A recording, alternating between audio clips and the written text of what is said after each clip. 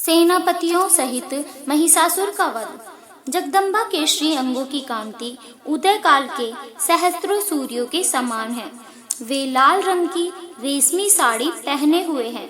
उनके गले में मुंडमाला शोभा पा रही है। दोनों स्तनों पर रक्त चंदन का लेप लगा हुआ है। वे अपने कर कमलों में जप मालिका, विद्या और अभय तथा वर नामक मुद्राएं धारण किए हुए हैं। 3 नेत्रों से सुशोभित मुखार विंद की बड़ी शोभा हो रही है। उनके मस्तक पर चंद्रमा के साथ ही रत्न में मुकुट बंधा है तथा वे कमल के आसन पर विराजमान हैं। ऐसी देवी को मैं भक्ति पूर्वक प्रणाम करती हूँ। ऋषि कहते हैं, दैत्यों की सेना को इस प्रकार तहस नहस होते देख महादैत्य सेनापति चिक्षुर क्रोध में भरकर अंबिका देवी से युद्ध करने के लिए आगे बढ़ा। वह असुर रणभूमि में देवी के ऊपर इस प्रकार बाणों की वर्षा करने लगा जैसे बादल मेरुगिरी के शिखर पर पानी की धारा बरसा रहे हो।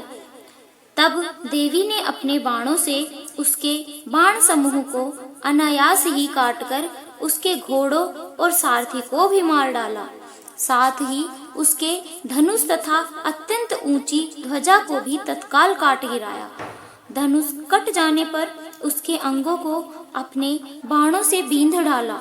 धनुष, रथ, घोड़े और सारथी के नष्ट हो जाने पर वह असुर ढाल और तलवार लेकर देवी की ओर दौड़ा।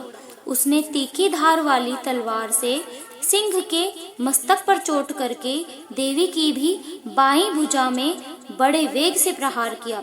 राजन, देवी की बाह पर पहुंचते ही वह तलवार टूट गई। फिर तो क्रोध से लाल आंखें करके उस राक्षस ने सूल हाथ में लिया और उसे उस महादैत्य ने भगवती भद्रकाली के ऊपर चलाया।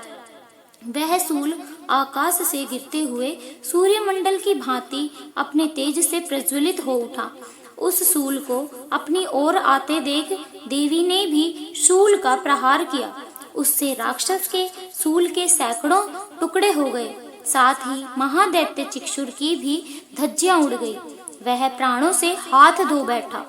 महिषासुर के सेनापति उस महापराक्रमी चिक्षुर के मारे जाने पर देवताओं को पीड़ा देने वाला चामर हाथी पर चढ़कर आया। उसने भी देवी के ऊपर शक्ति का प्रहार किया, किंतु जगदम्बा ने उसे अपने हुंकार से ही आहत एवं निष्प्रभ करके तत्काल पृथ्वी पर गिरा दिया। शक्ति टूटकर गिरी हुई देख चामर को बड़ा क्रोध हुआ। अब उसने सूल चलाया, किंतु देवी ने उसे भी अपने बाणों द्वारा काट डाला। इतने में ही देवी का सिंह उछलकर हाथी के मस्तक पर चढ़ बैठा और उस दैत्य के साथ खूब जोर लगाकर बाहु युद्ध करने लगा। वे दोनों लड़ते लड़ते हाथी से पृथ्वी पर आ गए और अत्यंत क्रोध में भरकर एक दूसरे पर बड़े भयंकर प्रहार करते हुए लड़ने लगे। तदंतर सिंह बड़े वेग से आकाश की ओर उछला और उधर से गिरते समय उसने पंजों की मार से चामर का सिर धड़ से अलग कर दिया।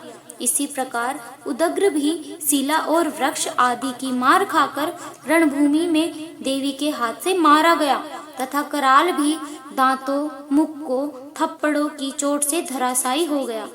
क्रोध में भरी हुई देवी ने गदा की चोट से उद्वत का कचुम्बर निकाल डाला। बिंदीपाल से वाशकल को तथा बाणों से ताम्र और अंधक को मौत के घाट उतार दिया। 3 नेत्रों वाली परमेश्वरी ने त्रिशूल से उग्राश्य, उग्रवीर्य तथा महाहनु नामक दैत्य को मार डाला। तलवार की चोट से विडाल के मस्तक को धड़ से काट गिराया।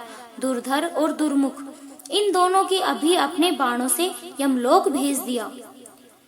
इस प्रकार अपनी सेना का संहार होता देख महिषासुर ने भैंसे का रूप धारण करके देवी के गणों को त्रास देना आरंभ किया। किन्हीं को तो थुथून से मारकर, किन्हीं के ऊपर खुरों का प्रहार करके, किन्हीं किन्हीं को पूंछ से चोट पहुंचाकर, कुछ को सींगों से विदीर्ण करके, कुछ गणों को वेग से, किन्हीं को सिंहनाद से, कुछ को चक्कर देकर और कितनों को निश्वास वायु के झोंके से धराशायी कर दिया। इस प्रकार गणों की सेना को गिराकर वह असुर महादेवी के सिंह को मारने के लिए झपटा। इससे जगदम्बा को बड़ा क्रोध हुआ। उधर महापराक्रमी महिषासुर भी क्रोध में भरकर धरती को खुरों से खोदने लगा तथा अपने सींगों से ऊंचे ऊंचे पर्वतों को उठाकर फेंकने और गर्जने लगा। उसके वेग से चक्कर देने के कारण पृथ्वी क्षुब्ध होकर फटने लगी। उसकी पूंछ से टकराकर समुद्र सब ओर से धरती को डुबोने लगा।